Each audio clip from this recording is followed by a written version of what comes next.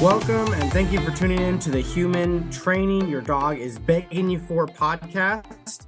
If you need help wondering about any of your dog's behaviors, weird stuff that's going on, dog training in general, other things dog related, this is the place to be.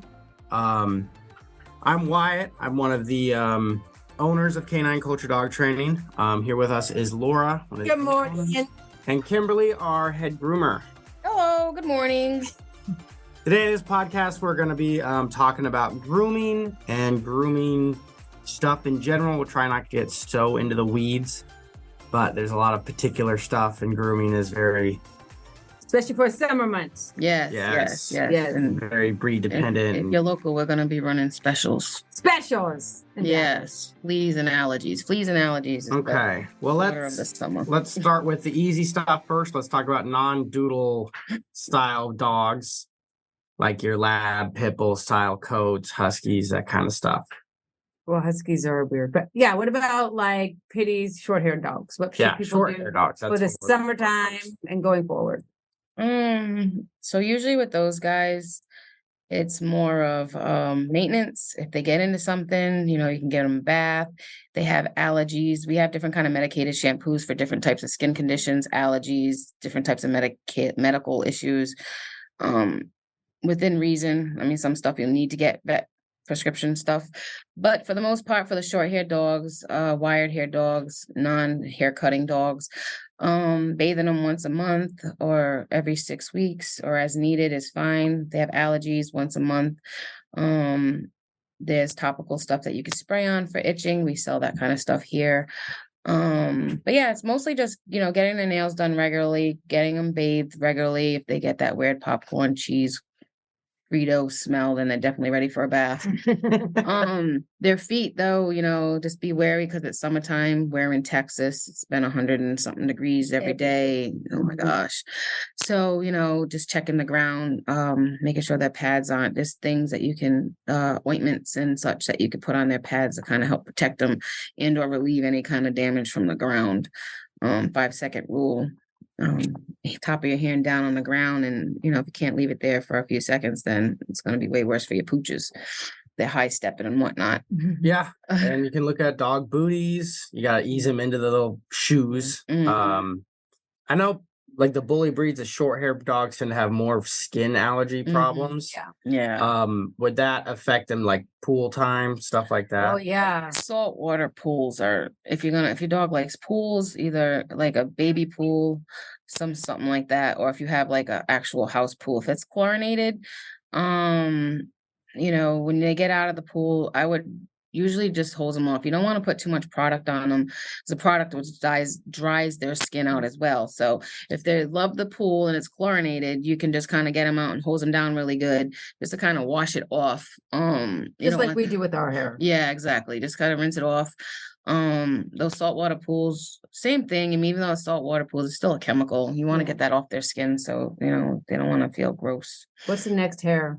Huskies and shepherds, are they kind of the same hair? Well, like for shedding. Medium shedders. They don't need to be groomed. They just shed. Yeah. Like the healers, huskies. Okay. Shepherds, especially long-haired shepherds. Those dogs that like to drop their coats, and here in Texas where it's bipolar, kind of throws their coat shedding all over the place. With them, it's like, people call up and be like, I want to get my dog groomed, and it's a Chihuahua or a Husky. And I'm like, so in a groomer's mind, grooming, like a groom is a haircut, and then we have our bath dogs. So if you want to be specific with like that, we're talking about like bathing type dogs at the moment. So like we have Shed Less package. It comes with a specific shampoo that's designed to help get the hair that's dying off. And then the one that we have works for the next few days. So we'll get about 85 to 90% of the hair. If they have those big tufts of like hair, then they look like they are aliens or whatever. We'll get all that off. And it's fun times with the blower. It snows. Well, how does a shedless even work? So like how our process is, it's added on to a bath, a regular bath, a full service bath if you want the nails done, basic if you don't. But it's basically an extra hour and a half to 2 hours of work. So what we do is we'll bring them in, usually get the little stuff out the way, the nails, cleaning the ears, and then we have this high velocity blow dryer. So we like to we'll blow their coat first, get all that excess hair off, dust, dirt. And do that with some of my doodles too, because it helps to go better. But back to that, you get all that stuff out. You blow them for probably like 15, 20 minutes, get off, or you can't, sometimes longer, depending on what's going on with them. And then they go into the bathtub. We have the shampoo that we use, which we keep it on for about 15 to 20 minutes. Well, yeah, about 15 minutes. What I like to do is we have a Furminator brush. So I get the shampoo in there, lather it up, massage it all in, and then I take the Furminator brush and I brush it through, trying to get off that excess hair that it's already pulling off that didn't come off with the blower. So that process takes about a half an hour or so. And then lots of rinsing, rinse. And then we blow them out again. One, to get the excess water off so that, when we do stick them under the kennel dryer, they'll dry a little faster, but it's also to get the hair off, because the soap, between the first blowing and then the soap, it's going to break up the rest of that hair. So it's a lot of blow drying, a lot of brushing. The whole process takes just about as much as a haircut. So it's about 2.5 to 3 hours, sometimes 3.5 if it's a really, really, really, really thick coat or a troublesome coat. What is the cons and the pros of actually shaving down a dog that's like a shepherd or a dog that should not be shaved down? Yeah. So talk about that. I don't. Something like Yeah. I mean, there is no really. I mean, my opinion, the only pro to doing that is if the dog is matted, and that's the absolute onlyest thing you have to do, like you need to do, is to save them from having like the mats pulling at their coat, because it's going to pull at the skin. It's going to continue to pull as they continue to get tighter and tighter and tighter to where it actually tears the skin. So if you have a Great Pyrenees, a Husky, a Shepherd of any sort, German Shepherd, those Shiloh Shepherd, any kind of shepherd, any dog you would normally not, because you're going to shave off their if you shave off that coat, you're exposing, oh my God, my dog is so hot, I need to shave him, no, you don't. You just need to brush your dog and get them a shedless, because taking that protection off is actually exposing them and making them way worse. They can't regulate their heat. Their coat actually regulates them. Yeah. If I have an Australian something mix, and because of his skin condition, I do kind of shave, but I don't shave him naked. I kind of keep him, but it helps his skin breathe. It works for him. But even the way he is, there's a bed. I'm like, oh, sleep on the bed. It's soft. It's comfortable. It's happy. And he's like, no, I want to be on the floor. So they can regulate. They know what they want.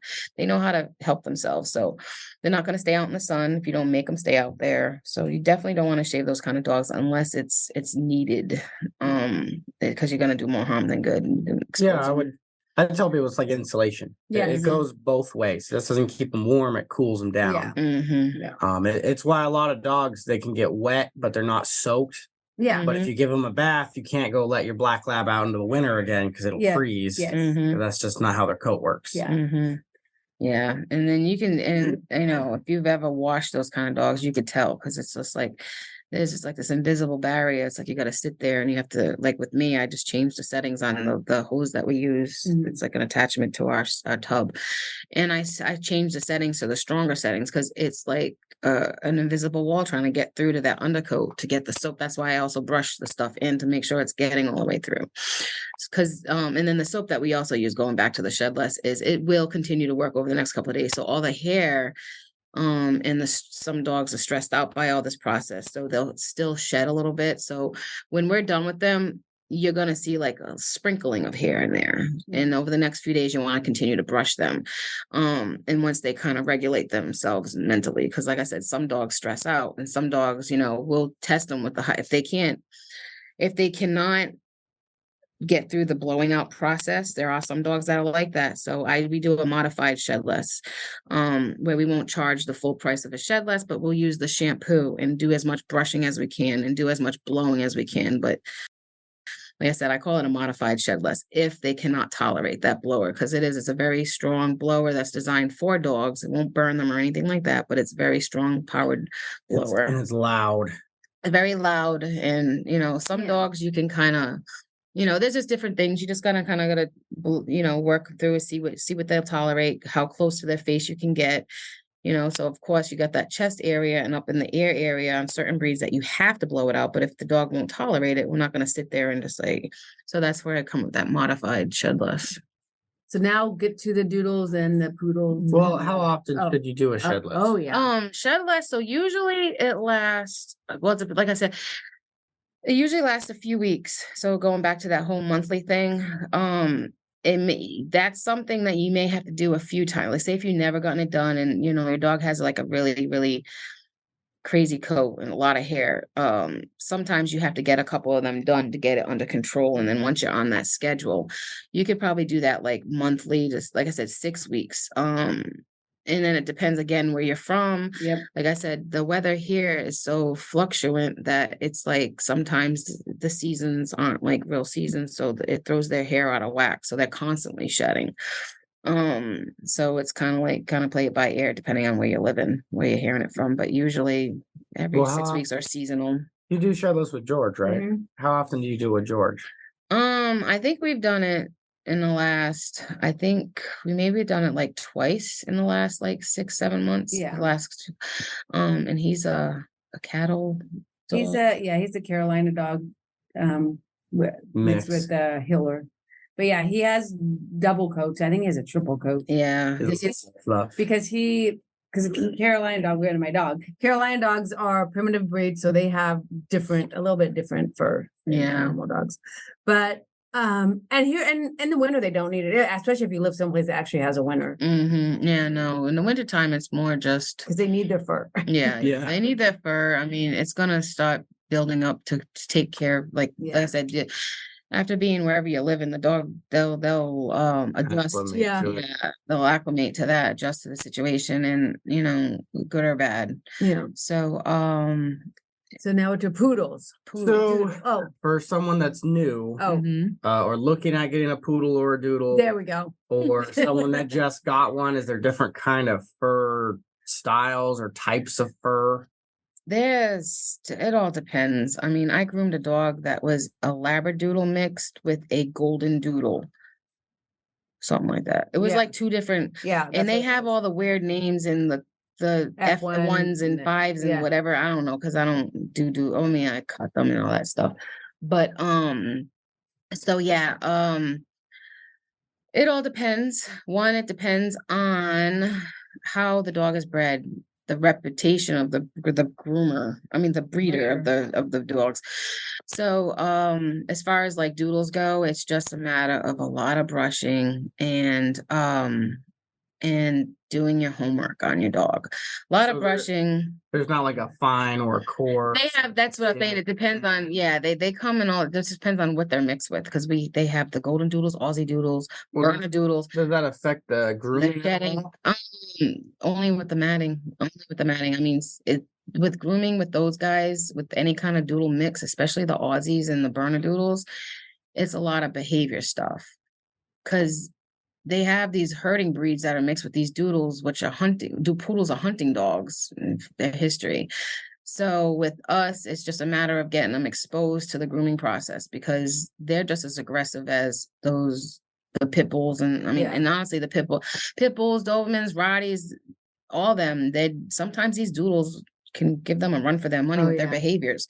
They're just as evil and nasty and mean like they can be, or sweet. It's just, you got to get them used to the process. There's a lot. Dog at 8 weeks old, go to the grooming. Get in there. Especially if you have a grooming dog. And it might not be a doodle. It could be any kind of grooming dog. Any kind of grooming dog. Well, you should do that with any dog, but we'll get to that later. Yeah. Let's go do the doodles.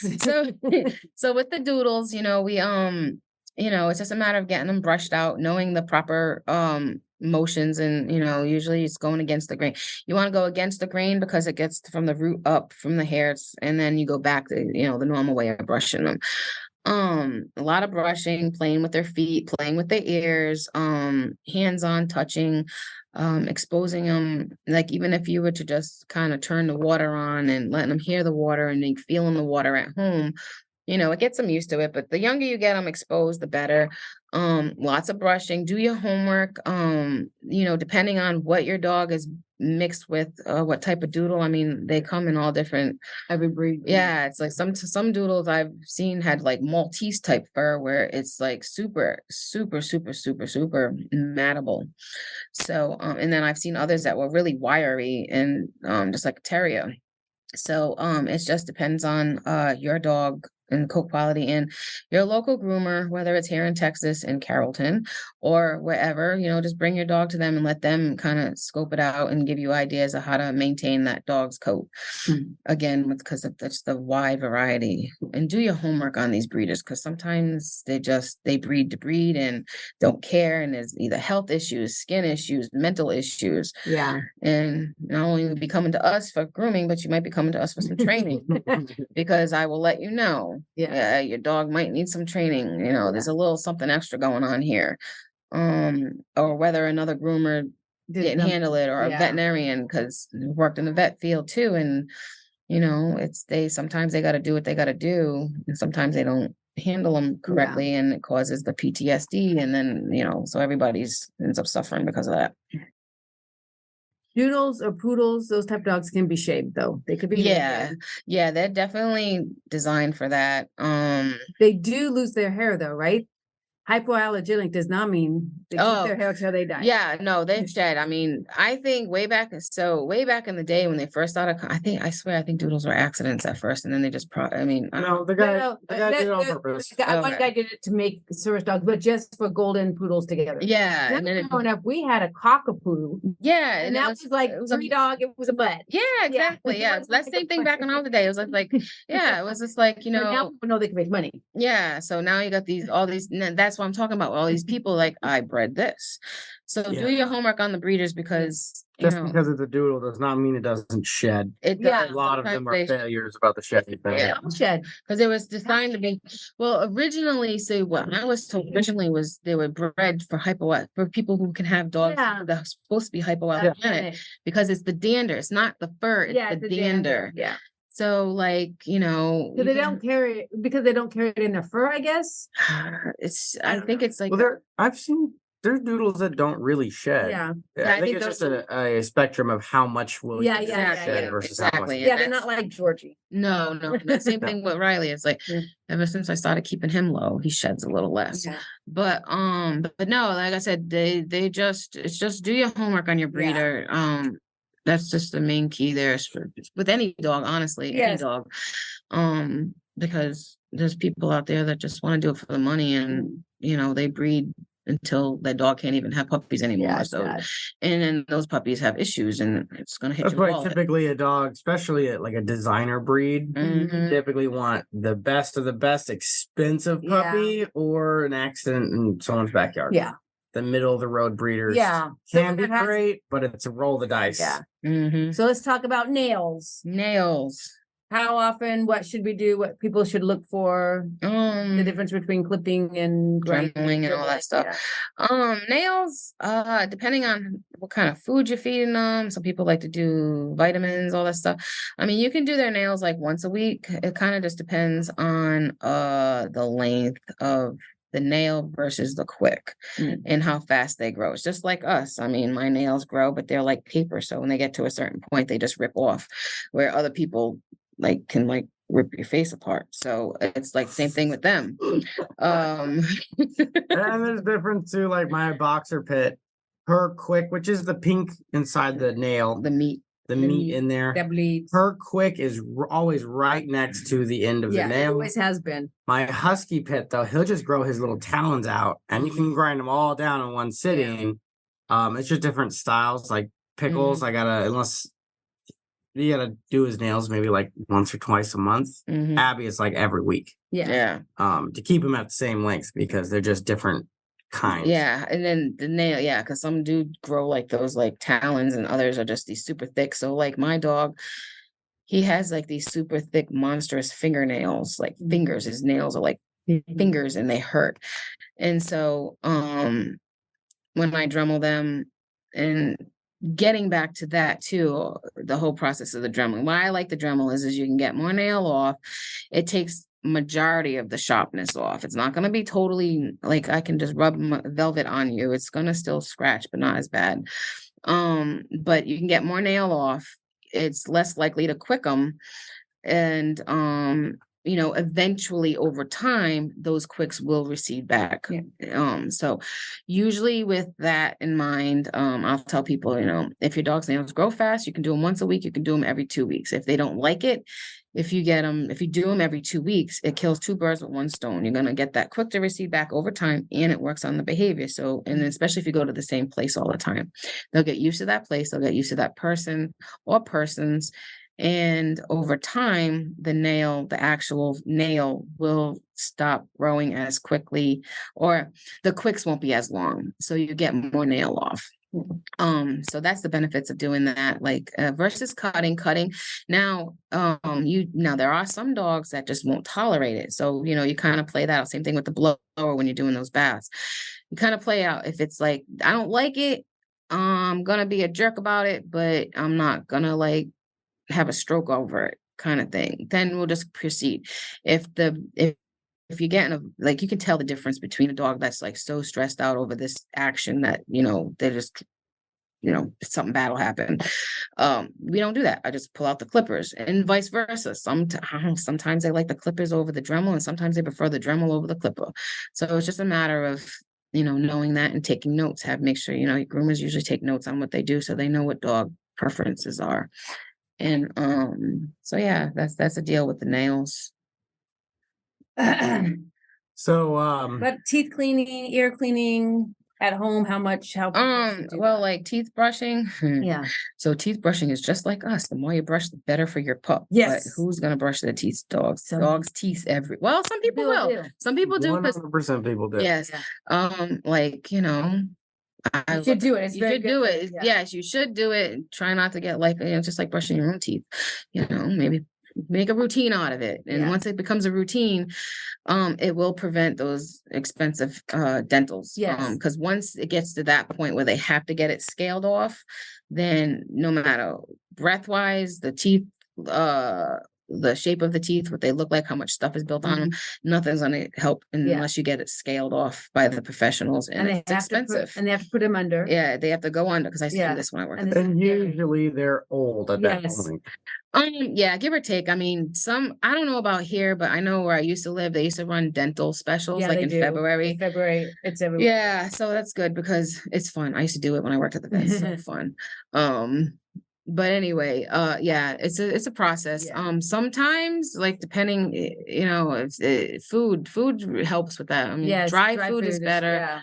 I guess that natural stuff. Some people feed those different brands of the food that they. But that's all soft too, though. Yeah, it's all soft, but I think the quality of that. Oh, okay. It's just like us eating filet mignon as opposed to eating McDonald's. Yeah, McDonald's. But so I think those types of food, the better quality is good for the teeth, but also maybe give them some kind of dental stick or dental something, because it's the crunchiness of the kibble that helps break the tartar up and all that stuff. Or bones or whatever. Yeah. But as opposed to feeding them I don't know, Royal Canin canned food if they make it kind of stuff. You kind of want to put off not wet Royal food Canin, as whatever. long as Roy, that's what I meant. Not Royal Canin. Royal Canin's a good one. Yeah. But Old Roy type stuff. Yeah. Typically, especially if you have a little dog, they're going to lose their teeth at some point. So put off the canned food as much as you can. It's not good for them. Once you convert to it, they're going to start losing more teeth. Yeah. Because getting back to the food also helps the coat, because that's my dog. Gut health. So the gut health. We did food last week. Yeah. Oh, okay. Okay. Yeah. So with her health, one that really helped me out with Abby is, I think it was in Kansas, or right when we moved here to Texas, she got horrendous, wiry fur. Yeah. It was, I like soft dogs. That's me personally.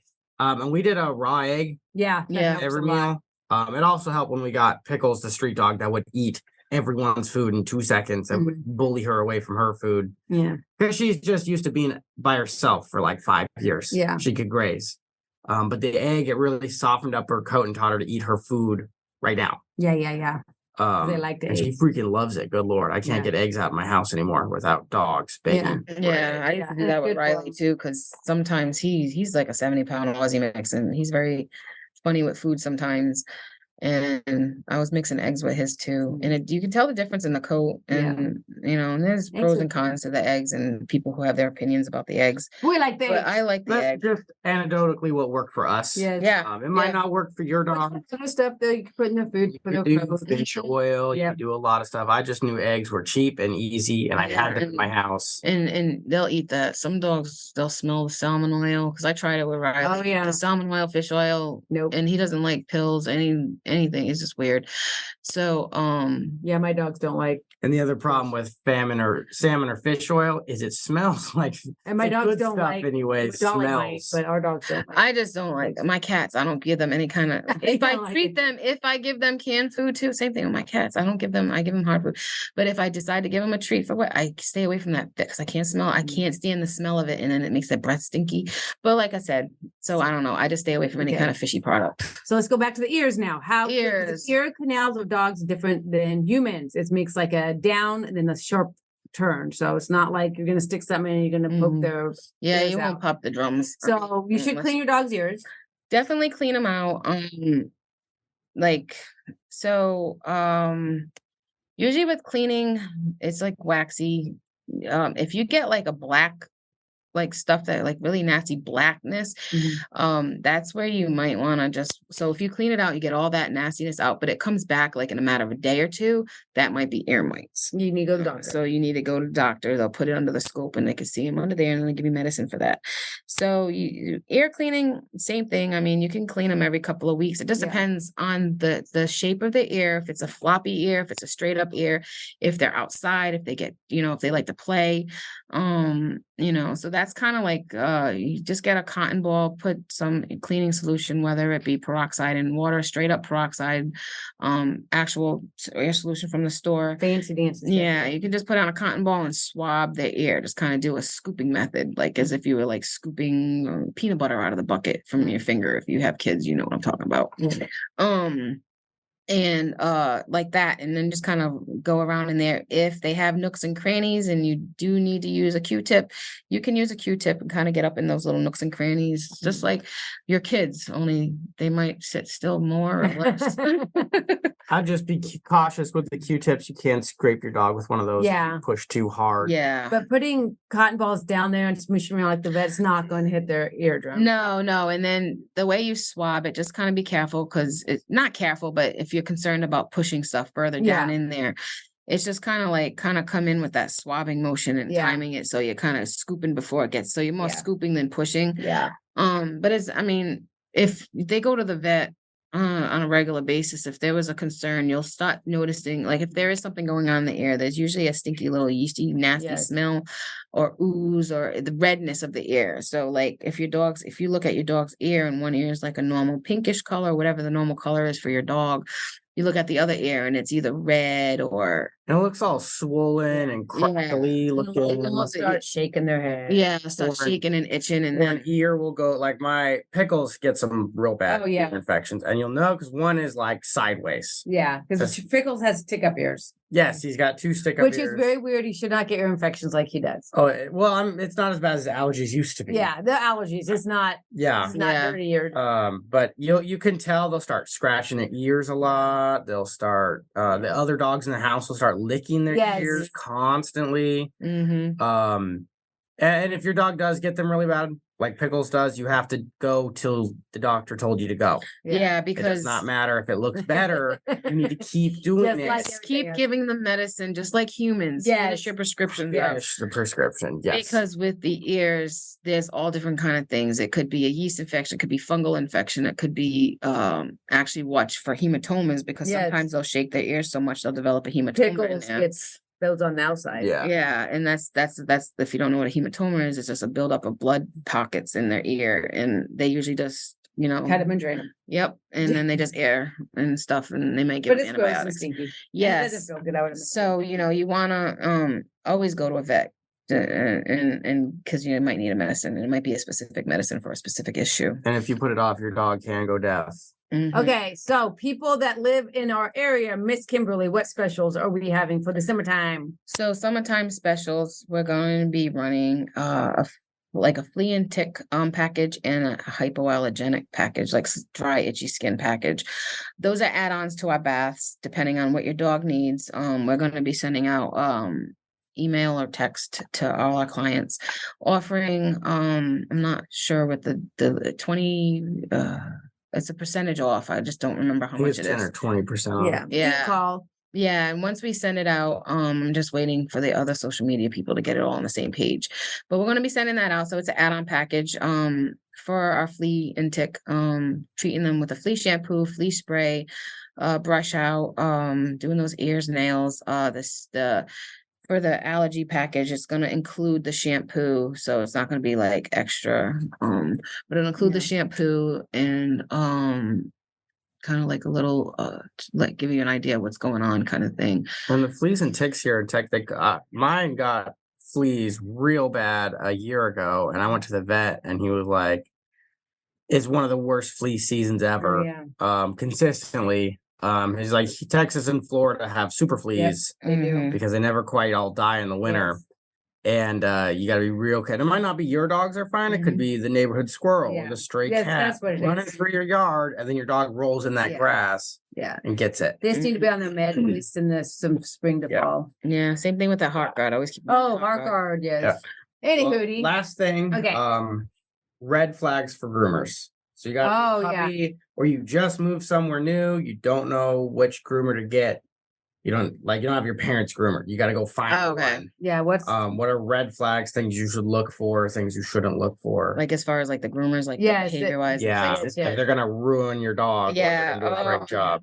So like most places they have windows so you can see everything, or I guess because I mean no matter what they're gonna sound nice in person, but then it's like behind closed doors what's really happening. So I guess red flags when you pick up your dog, if their mannerisms are, because some groomers are a little more manhandly than other groomers. Some old school groomers have weird techniques. It's just different things happen. And then it might not even be the groomer. It might just be, not being used to getting this done or getting that done. And they're traumatized by the whole process. But if it's red flags, they're just same thing with behaviors like the shaking and just I don't know, because I never really. So you should probably do like a experiment, like a test run before. Yeah, because I've had that happen. We actually do dog evaluation and then see how. So like just get their nails done and maybe a regular bath and see how your dog reacts to their facility before, especially if you have a doodle. Yeah. And you gotta have the dog groomed. You should do a trial run before you get them real. Yeah, you could definitely bring them in. We can kind of like, we call them, like I said, that's the evaluations we'll do. If we can even touch the dog, like certain breeds never been groomed before or hurt by a groomer. We'll see how far we can go, where we can go. I do tend to do more dogs that are behavior issues. I give them a chance. I don't just be like, all right, that's a pit bull, I'm not gonna touch it. That's a chow, I'm not gonna touch it. I check out the dog. But I mean, going back, like if they get home and they're just acting totally different or limping or just not being themselves, then something definitely happened. But and you want to notice, if you notice it right away, that's something you want to address right away. Don't like, well, let's just like maybe wait till like tomorrow. Sometimes you can't wait till tomorrow. But yeah, for us, you can just give us a call. We do those like little grooming evaluations, and we can kind of just like it's about maybe 5-10 minute process, depending on what the situation is, maybe longer, and kind of gauge like with the whole shedless thing, see how they are with the blower, see how they are with just putting the nail trimmers, not like putting them on their nail and putting pressure but not cutting. So yeah, that's like little things you can do to kind of gauge. And this is like with the nails and stuff like that, this is stuff you can do at home too.